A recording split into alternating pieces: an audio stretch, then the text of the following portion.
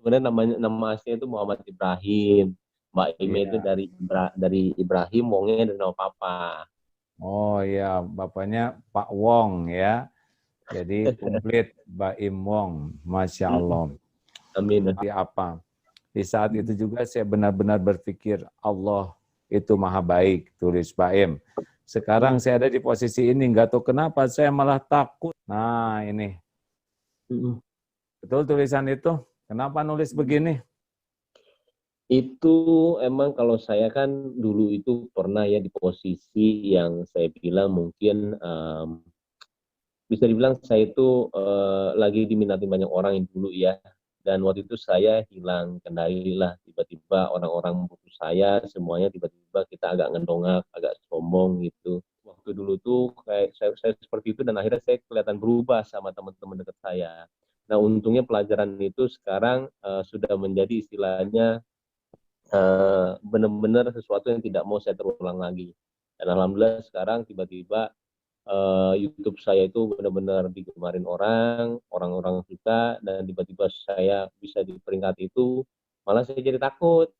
Saya takut malah istilahnya, um, karena buat saya cobaan bukan hanya musibah ya, tapi cobaan itu ketika kita dikasih pujian, dikasih kita benar-benar dikasih rezeki yang banyak atau nggak apa, itu malah ujian yang terberat buat saya. Nah takutnya itu saya malah jadi hilang kendali lagi, karena saya sempat ditinggalin istilahnya sama agama ya, ketika saya ngelakuin suatu hal yang saya bilang bisa dibilang dosa besar. Tiba-tiba yang tadinya kita kalau lewat sholat tuh kayak yang bisikin sholat sholat sholat gitu, tapi ketika kita ngelakuin kesalahan yang besar, dosa besar, bisikan itu udah nggak ada, kayak kita ngelakuinnya biasa, kayak kita ninggalin sholat, ninggalin apa, kayak nggak ada rasa dosa sama sekali. Nah saya takut di posisi itu lagi, makanya saya tuh mau diingatin supaya nggak kembali ke situ sih. Baik, makasih ya. Ini para pemirsa, lupa tadi mengucapkan terima kasih berkenan bergabung, meluangkan waktu untuk obrolan yang ringan-ringan saja ini. Iya. Benar ya. Udah pernah kenal sama Agim belum? Dari dulu, dari Kan? dulu, dari dulu, dari waktu saya SMP, pokoknya dengerinnya Agim terus. Mama juga suka banget. Mama saya udah almarhum, pasti seneng banget. Saya seneng banget makanya. Ya, ini sudah diatur Allah, pertemuan ini harus terjadi ya, pasti ada Iya, hikmahnya. iya, Juga jadi lihat-lihat seperti apa YouTube Baim Wong itu ya. Sekarang sudah 13,8 juta. Tapi ini waduh, satu YouTube saja, waduh hebat nih. Tapi seperti yang dikatakan bahwa makin populer itu ujiannya makin besar. iya Dosa kecil bagi orang yang tidak populer kecil saja, tapi dosa kecil yang dilakukan oleh orang populer bisa jadi dosa yang sangat besar karena benar. akan menginspirasi orang untuk meniru kesalahan yang sama. Jadi memang tertariknya itu dengan tulisan tadi, pertama nyebut nama Allah ya, yang kedua sadar bahwa ini itu adalah ujian, dan ujian yang lebih berat itu sebetulnya bukan dicaci, kalau dicaci enteng, dipuji. Benar. Bahayanya orang dipuji itu kecenderungannya jadi lupa diri, dan orang lupa diri itu pasti dekat dengan munafik ya, hanya ngebagus casing tapi isinya biasanya kelewat untuk diperbaiki. Makanya Iya. senang kalau menyadari seperti ini tuh satu karunia yang besar ya. Kalau diberi Iya. populer saja banyak penjahat populer juga ya kan, banyak Iya, ahli betul. maksiat populer. Tapi kalau diberi populer dan diberikan kesadaran populer ini amanah, itu Hmm. bagus. Kebetulan nih, saya mau nanya AA nih, Oh pertanyaan ya. yang mungkin saya juga uh, mikirin banget ketika awal saya mau buat YouTube ya. Jadi ketika awal saya membuat YouTube itu, saya waktu itu mau bangun rumah, rumah buat orang, dan tiba-tiba saya kepikiran, aduh, kalau misalkan gua post nanti pahalanya nggak ada lagi, yang ada ria. Nah setelah itu saya nggak post lah itu untuk bangun rumah untuk orang itu. Dan tapi setelah itu ada kejadian lagi yang mungkin saya bisa bilang membantu orang.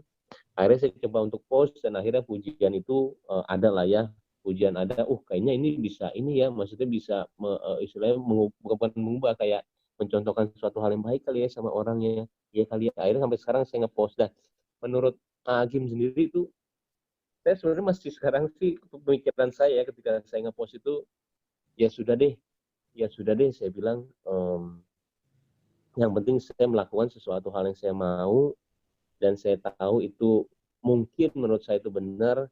Kalau untuk pahala terserah deh yang di atas mau gimana. Toh orang sholat juga belum tentu terima ininya. Pemikiran itu benar nggak ya? Saya kadang-kadang masih sampai sekarang tuh Terus, tanyakan ya. Saya takut sebenarnya saya nggak dapat apa-apa sebenarnya dari hati kecil saya. Tapi kembali saya gimana? itu kan yang penting dari sebuah amal itu dua.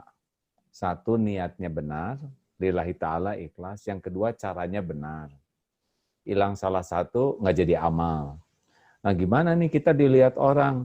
Nah, kalau orang itu sudah dikenal, melakukan satu kebaikan, itu akan ditiru, itu niatnya agar menginspirasi orang, agar orang juga melakukan kebaikan yang sama, itu boleh.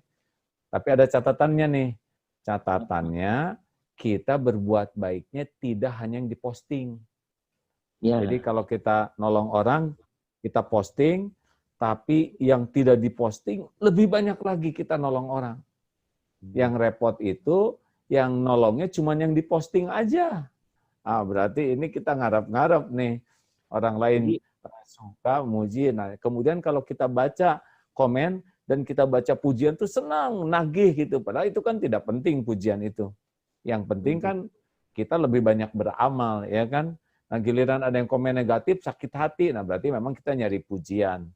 Makanya saran A tidak apa-apa posting kebaikan, tetapi yang tidak diposting kebaikannya lebih banyak. Jadi alhamdulillah nih Kang, benar, aduh seneng banget deh ngomong gini sama Kang. Jadi saya itu pernah satu saat lagi di mobil ya. Saya di mobil ketika saya mau ngasih, oh ada orang itu tuh minta-minta buka kaca. Saya langsung berpikiran, kamera mana ya kamera. Nah di situ alhamdulillah banget tiba-tiba saya dibisikin, loh kok lu sekarang ngelakuin ini udah istilahnya berpikiran ke arah kamera terus ya. Berarti niatannya apa nih? Itu bisikan tuh kayak gitu. Niatannya apa? Kok jadi kamera terus? Apakah emang ini cuma sekedar ini? Akhirnya saya bergumul di kepala saya tuh itu. Aduh, kok jadi gini ya setiap mau ngasih orang kenapa gue harus mikir kamera ya sekarang ya. Nyatanya nanti takutnya salah ini.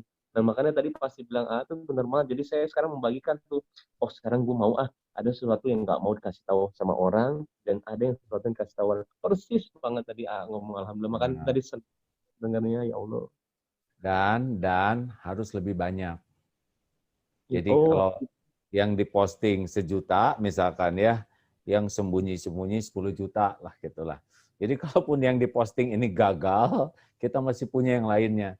Nah yang repot itu yang diposting 10 juta, tapi yang nggak diposting 1.000. Nah inilah ciri-ciri. Nah, jadi karena udah kadung sekarang dikenal orang, takdir Allah begitu kan, kita dikenal orang itu bukan karena kehebatan kita.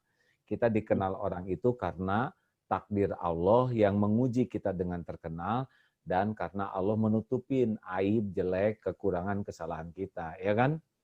iya betul. Betul kan? Nah, oke. Dah, sekarang kita terusin nih ya.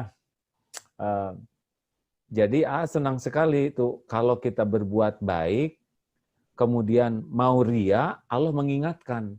Itu nikmat itu. Karena ada orang yang hidupnya tuh pamer saja, segala dipamerin. Apapun dipamerin, beli ini dipamerin, dan itu khawatirnya mengedukasi orang jadi hedonisme, ya kan? Jadi padahal kan masyarakat yang ikut jadi subscribe atau apapun kan tentu saja rezekinya levelnya berbeda-beda.